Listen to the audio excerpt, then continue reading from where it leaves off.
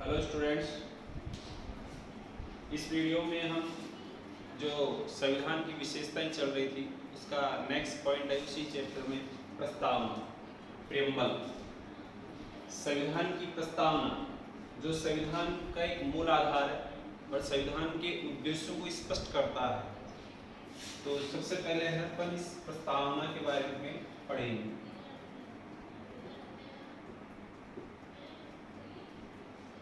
इसको उद्देशिका भी कहते हैं। उद्देशिका ये संविधान के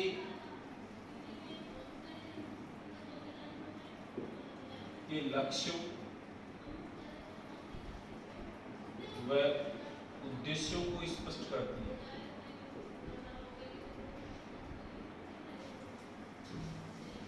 स्पष्ट करती है। संविधान की जो प्रस्तावना है वो संविधान के लक्ष्यों या उद्देश्यों को स्पष्ट करती है, यानी कि संविधान में किन किन बातों को शामिल किया गया है और इस संविधान को बनाने के पीछे किन उद्देश्यों को ध्यान में रखकर इसको तैयार किया गया है, तो वो सब इस प्रस्तावना में सम्मिलित है। इसमें सम्मिलित है प्रस्तावना। सबसे पहले बात करते हैं 13 दिसंबर 1946। 13 दिसंबर 1946 को संविधान सभा में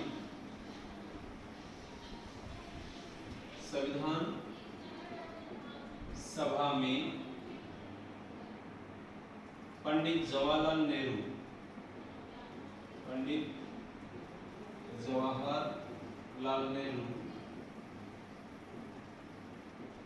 नेहरू जी ने एक उद्देश्य प्रस्ताव रखा था। उद्देश्य प्रस्ताव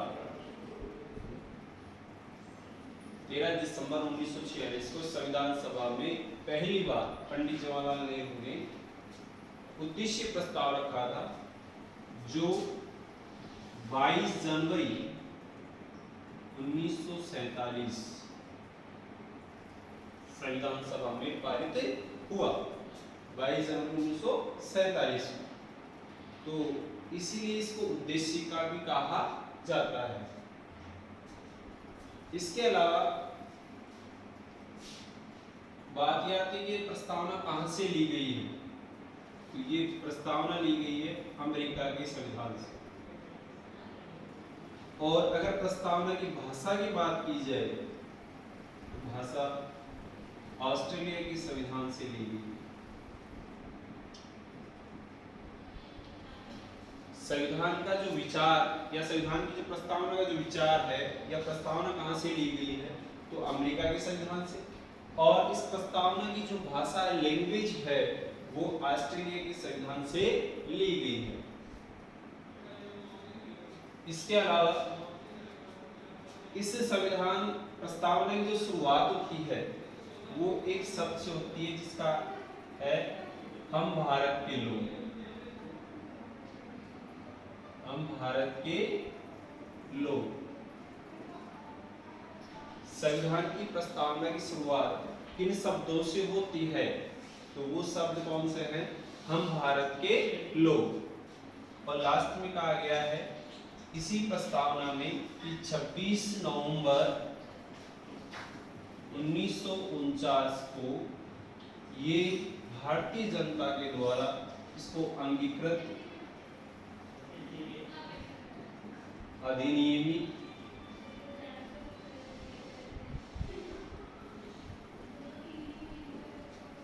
व आत्म अर्पित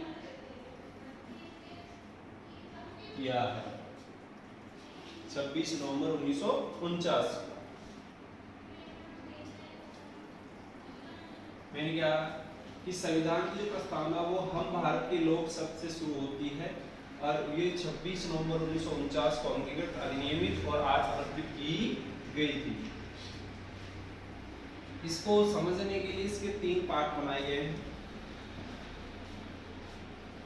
प्रस्तावना,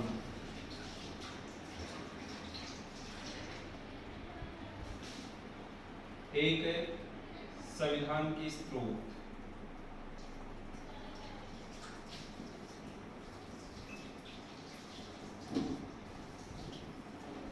दूसरा है इसका स्वरूप।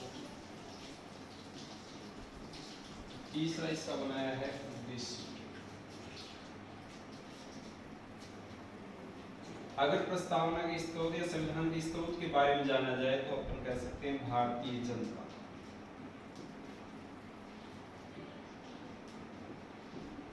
या भारतीय लोग।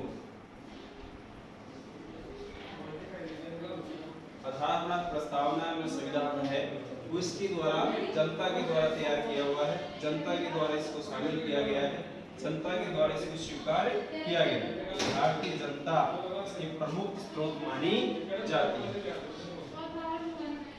प्रस्तावना की जो स्वरूप है इसमें किन शब्दों को शामिल किया गया है तो इसमें 5 शब्द है। संपूर्ण प्रभुत्व संपन्न। नंबर 2 समाजवाद। नंबर 3 पंथ निरपेक्ष।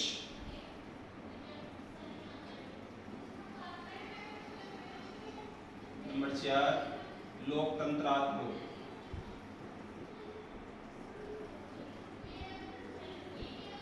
नंबर 5 गणराज्य या गणतंत्र। ये इसके स्वरूप है 5। इसके अलावा उद्देश्य भी इसके अलग अलग बांटे गए जो प्रस्तावना में है। पहला है न्याय। न्याय यहाँ 3 प्रकार की बताइए प्रस्तावना में। एक सामाजिक, दूसरी आर्थिक, तीसरी राजनीतिक।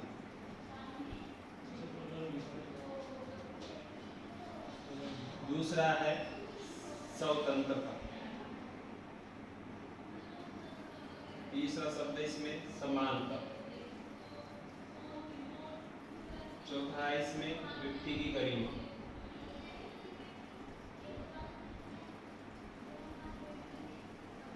पांचवा है राष्ट्र की एकता व अखंडता।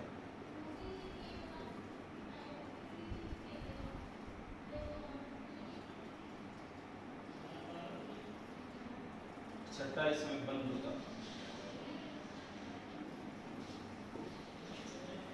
अपने जो संविधान की जो प्रस्तावना है मैंने भी कहा था पहले कि जिसकी शुरुआत हम भारत के लोग संपूर्ण प्रभुत्व संपन्न, समाजवादी, पंथ निरपेक्ष, लोकतंत्रात्मक गणराज्य बनाने के लिए और समस्त नागरिकों को सामाजिक, आर्थिक, राजनीतिक न्याय, विचार, व्यक्ति, धर्म और स्वतंत्रता, समानता और राष्ट्र की एकता और अखंडता और बंधुता जैसी विचारधाराओं को ग्रहण किया है।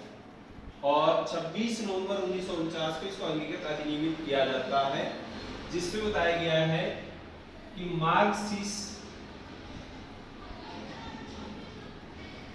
शुक्ल सप्तमी विक्रम संवत 2006 को एतद द्वारा अंगीकृत व अधिनियमित व अर्पित की गई। तो ये अपने संविधान की प्रस्तावना है। अब इसको विस्तृत पढ़ते अपन। संविधान का स्रोत यानी अपना संविधान जो बनाया गया है, संविधान की जो प्रस्तावना है, मैं उसको स्रोत किसको माना? भारतीय जनता का। अर्थात भारतीय जनता का जो शासन है लोकतांत्रिक शासन व्यवस्था में, तो जनता के द्वारा संविधान बनाया गया है।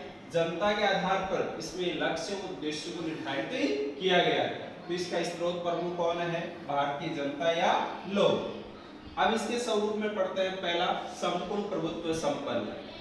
इसका मतलब ये होता है कि पहले जो भारत ब्रिटिश शासन के अधीन था, आंतरिक मामलों में या बाह्य मामलों में, लेकिन जैसे भारत में संविधान 26 जनवरी 1950 को लागू हो गया, उसके बाद में भारत स्वतंत्र राष्ट्र बन गया। अर्थात भारत के आंतरिक बाह्य मामलों में किसी ब्रिटिश शासन का कोई शासन अधिकार नहीं है। और भारत अपने आप में आंतरिक और बाह्य मामलों में स्वतंत्र है। अब जनता का शासन, समाजवादी, ये कार्ल मार्क्स की विचारधारा है, जो जिसका मतलब है कि आर्थिक आधार पर जो अंतर विषमता पाई जाती है उसमें समानता स्थापित की जाए, अर्थात सभी को समान वितरण उपलब्ध किया जाए, सार्वजनिक वितरण। तो ये समाजवादी विचारधारा कार्ल मार्क्स की अवधारणा से ली गई। पंथ निरपेक्ष, इसकी देखो समाजवादी या संपूर्ण प्रभुत्व, ये अपने संविधान की विशेषताओं में इसका विस्तृत अध्ययन किया था। पंथ निरपेक्षता और धर्म निरपेक्षता, अर्थात धर्म के आधार पर किसी से कोई अंतर नहीं किया जाए और भारत राष्ट्र का अपना कोई धर्म नहीं होगा, सभी धर्मों के प्रति एक जैसे समान विचारधारा होगी। तो भारत पंथ निरपेक्ष राष्ट्र है जिसका अपना कोई धर्म नहीं। कैसे राष्ट्र है जिनका अपना एक विशेष धर्म होता है, जैसे पाकिस्तान, इसका इस्लाम धर्म है, ऐसे सऊदी अरब, अमीरात, इनके भी अपना एक फिक्स एक ही धर्म है, इस्लाम धर्म। लेकिन भारत का अपना कोई धर्म नहीं, सभी धर्मों के प्रति समान आदर विचार या कानून व्यवस्था बनी हुई है। तो ये पंथ निरपेक्ष राष्ट्र है। लोकतंत्रात्मक, इसका मतलब जनता का शासन, जनता ही सब कुछ है, अर्थात जनता के द्वारा ही सरकार का चुनाव करना, निर्धारण करना प्रतिनिधियों का, सरकार का, और जनता ही शासन करती है। तो ये लोकतंत्रात्मक राष्ट्र है। गणराज्य और गणतंत्र, देखो इसका मतलब ये होता है कि कई देश ऐसे होते हैं जहां पर शासक वंशानुगत होते हैं, लेकिन भारत में ऐसा कोई नहीं है। भारत का जो संवैधानिक प्रधान है राष्ट्रपति और वास्तविक प्रधान है प्रधानमंत्री, लेकिन अपना जो संवैधानिक प्रधान है यानी राष्ट्रपति जिसके नाम से सब कुछ कार्य होता है अपने पूरे देश में, तो वो वंशानुगत न होकर जनता के द्वारा निर्वाचित है, इसलिए इसको कहते हैं गणतंत्र गणराज्य। अर्थात भारत का प्रमुख शासक निर्वाचित होता है, वंशानुगत नहीं होता है, तो ये गणराज्य गणतंत्र कहलाता है। तो ये अपनी प्रस्तावना के स्वरूप के 5 शब्द है। संपूर्ण प्रभुत्व संपन्न, इसका मतलब मैंने बताया था कि भारत के आंतरिक बाह्य मामलों में किसी विदेशी शासक या विदेशी देश का कोई नियंत्रण नहीं, भारत आंतरिक बाह्य मामलों में खुद स्वतंत्र है। समाजवादी, जो कार्ल मार्क्स की अवधारणा से ली गई है, आर्थिक आधार पर किसी के साथ कोई अंतर नहीं होगा और आर्थिक विषमता मौजूद नहीं होगी, विभेद अंतर। पंथ निरपेक्ष, अर्थात अपने भारत राष्ट्र का अपना कोई धर्म अलग से नहीं होगा, सभी धर्मों के प्रति समान विचारधारा होगी। लोकतंत्रात्मक, जनता का शासन डेमोक्रेसी, और गणतंत्र, इसका मतलब है अपना जो संवैधानिक प्रधान है राष्ट्रपति, वो वंशानुगत न होकर क्या होगा, निर्वाचित होगा। तो ये अपनी प्रस्तावना के 5 शब्द जो शुरू में आते हैं, अभी बताया था, हम भारत के लोग संपूर्ण प्रभुत्व संपन्न समाजवादी पंथ निरपेक्ष लोकतंत्रात्मक गणराज्य बनाने के लिए जो ये 5 शब्द हैं। अब इसके देखो उद्देश्य, अपने जो प्रस्तावनाएं हैं उसके प्रमुख उद्देश्य क्या, अपने संविधान का उद्देश्य क्या है। तो सबसे पहले है न्याय, जो अपने फर्स्ट अवधारणा पड़ेगी न्याय, प्लेटो की जस्टिस। इसका मतलब होता है सभी के प्रति समान विचारधारा होना, अंतर न करना, चाहे वो इसमें 3 प्रकार, कभी कभी जैसे कंपटीशन में क्वेश्चन पूछा जाता है कि अपने संविधान की प्रस्तावना में कितने प्रकार की न्याय बताई गई है, तो 3 है, सामाजिक, आर्थिक और राजनीतिक। सामाजिक न्याय का मतलब होता है कि समाज में रहते हुए लोगों के साथ जाति, धर्म, लिंग, नस्ल, जन्म स्थान, मूलवंश आदि के आधार पर कोई अंतर नहीं होना चाहिए, वो सामाजिक न्याय है। आर्थिक आधार पर, अर्थ धन के आधार पर, अमीर गरीब के आधार पर अंतर नहीं होना, वो आर्थिक न्याय है, धन के आधार पर न होना, अर्थ के आधार पर। और राजनीतिक न्याय है, अर्थात सभी लोगों को समान मताधिकार या चुनाव लड़ने से संबंधित जो अधिकार है वो राजनीतिक न्याय के अंतर्गत आता है। इसके अंतर्गत आता है राजनीतिक न्याय के अंतर्गत। तो न्याय कितने प्रकार के बताइए, 3, सामाजिक, आर्थिक और राजनीतिक। स्वतंत्रता, जो अपना मूल अधिकार है उनमें भी बताया गया है कि नागरिक को 6 प्रकार की स्वतंत्रता दे रखी है, जैसे विचार व्यक्ति की स्वतंत्रता है, सम्मेलन करने की स्वतंत्रता है, सभा करने की स्वतंत्रता है, कहीं पर आने जाने की स्वतंत्रता है, निवास करने की स्वतंत्रता है, आजीविका की स्वतंत्रता है। तो इस प्रकार की जो स्वतंत्रता है, तो व्यक्ति अपने जीवन जीवने से संबंधित स्वतंत्रता, अर्थात व्यक्ति अपना व्यक्तित्व का सर्वांगीण विकास किसी भी तरह से कर सकता है, उसके लिए वो स्वतंत्र है। इसके अलावा समानता, जिसको समता भी कहते हैं, ये अपने मौलिक अधिकारों में इसका भी जिक्र है, जो अपन नेक्स्ट वीडियो में पढ़ेंगे। मौलिक अधिकार, समानता का अधिकार। तो इस समानता का अधिकार के बारे में, जिसमें सभी के लिए एक समान कानून, समान संरक्षण व्यवस्था है और किसी के साथ कोई अंतर नहीं होगा। व्यक्ति की गरिमा अथवा व्यक्ति सम्मान पूर्वक अपना जीवन जी सकता है, उसके लिए वो कुछ भी गतिविधि कार्य कर सकता है। इसके अलावा राष्ट्र की एकता व अखंडता। अपना भारत विविधताओं का देश है और भारत विविधताओं को चाहे जाति के आधार पर, चाहे धर्म के आधार पर, चाहे अन्य किसी आधार पर हो, और इसीलिए भारत एकता से परिपूर्ण राष्ट्र है। इसी के कारण भारत का कभी भी कोई विभाजन की स्थिति किसी जाति धर्म के आधार पर नहीं बनी है। और अखंडता यानी विभाजन, बंधुता यानी भाईचारा, चाहे वो किसी धर्म जाति विशेष के लोग किसी भी राज्य से, भारत के किसी भी कोने से हो, सभी लोग अपने आप को भारतीय मानते हैं और वही विचारधारा है भाईचारे की, बंधुता। अब इसमें अपन बात करते हैं कि अपनी जो प्रस्तावना है वो यहाँ तक कंप्लीट हो गई और मैंने बताया था कि 26 नवंबर 1949 को अंगीकृत आत्मनिर्भर अधिनियमित की गई है। अब इसमें बताया गया है, एक इसको पढ़ने से पहले दो विवाद है। एक है बेरुगारी संघवाद 1960। देखो प्रस्तावना को लेकर अपने सुप्रीम कोर्ट में इसके एक विवाद उत्पन्न हुआ था, बेरुगारी संघवाद, जिसका मतलब ये था, इसमें निर्णय लिया गया था कि अपने संविधान की प्रस्तावना में, मूल प्रस्तावना में कोई बदलाव नहीं किया जा सकता, इसको चेंज नहीं कर सकते, इसमें संशोधन नहीं कर सकते। लेकिन इसके बाद में केशवानंद भारती केरल राज्यवाद 1973, इसमें सुप्रीम कोर्ट ने अपना जो पहले जो निर्णय लिया था कि संविधान की प्रस्तावना में कोई बदलाव या परिवर्तन या संशोधन नहीं किया जा सकता, उसमें उन्होंने थोड़ा सा बदलाव कर दिया। इसमें क्या निर्णय किया कि संविधान की प्रस्तावना में परिवर्तन किया जा सकता, लेकिन उसके मूल ढांचे में कोई परिवर्तन नहीं होगा, अर्थात संशोधन किया जा सकता है लेकिन मूल ढांचे को बदला नहीं जा सकता। और इसी के कारण ये 1973 में निर्णय लिया और 42वें संविधान संशोधन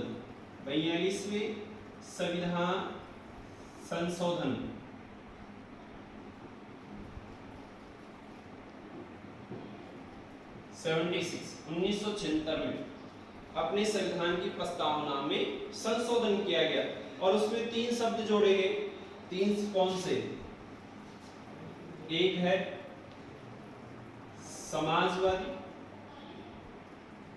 समाजवाद जोड़ा गया, एक पंथनिरपेक्ष और एक अखंडता। 42वें संविधान संशोधन द्वारा अपने संविधान की प्रस्तावना में 3 शब्द जोड़े गए, समाजवाद, पंथनिरपेक्ष और अखंडता। ये ना, यहाँ समाजवाद, पंथनिरपेक्ष और अखंडता, ये 3 शब्द अपने संविधान की प्रस्तावना में जोड़ा गया और यही अब तक एक ही संशोधन हुआ अपनी संविधान की प्रस्तावना में, 42वां संविधान संशोधन 1976, जिसके वजह से अपने संविधान की प्रस्तावना में 3 शब्द जोड़े गए, समाजवाद, पंथनिरपेक्ष और अखंडता। तो इस प्रकार अपने संविधान में संशोधन कितने? 1। तो ये अपने संविधान की प्रस्तावना है। दोबारा बता रहा हूं, इसकी शुरुआत हम भारत के लोग से होती है और इसको 26 नवंबर 1949 को अंगीकृत अधिनियम आत्मर्पित की गई है। अंगीकृत का मतलब अपने शामिल की गई अपने संविधान में और इसको सभी जनता ने अपना एक अंग मान लिया है। और इसके अलावा अधिनियमित यानी इसके जो भी नियम है उनको भी अधिकृत कर लिया गया है और आत्मा से इसको स्वीकार कर लिया गया, आत्मर्पित। तो इसके अलावा इसको पूछा मार्क्सिस्ट शुक्ल 7वीं विक्रम संवत 2006 को एतद द्वारा इसको शामिल किया गया। इसके अलावा इस संविधान की प्रस्तावना में 3 शब्द जोड़े गए। वो कौन से संविधान संशोधन द्वारा जोड़े गए? 42वें संविधान संशोधन 1976 के द्वारा। और वो कौन से शब्द हैं? समाजवाद, पंथनिरपेक्ष और अखंडता। इसके अलावा अपने संविधान की जो प्रस्तावना है उसका विचार या प्रस्तावना कहां से ली गई? अगर ऐसा क्वेश्चन आपसे पूछा जाता है तो आप बताना अमेरिका के संविधान से। अगर क्वेश्चन ये पूछा जाता है कि संविधान की प्रस्तावना की भाषा किस देश के संविधान से ली गई है, तो वो है ऑस्ट्रेलिया। तो इस प्रकार अपने संविधान से प्रस्तावना से संबंधित चैप्टर कंप्लीट। और नेक्स्ट वीडियो में अपन फंडामेंटल राइट्स यानी मौलिक अधिकारों का जिक्र करेंगे। और साथ में ही आप जो कोरोना है कोविड-19 जो अपने पहले शहर तक था, सिटी तक था, लेकिन धीरे धीरे प्रवासियों के आने से और दूसरे लोगों के आने से अपने गाँव में भी धीरे धीरे फैल रहा है। तो अपनी सावधानी और बचाव खुद करते रहे और जो अनजान लोग हैं या बाहर से जो लोग आए उनसे दूरी बनाए रखें। धन्यवाद।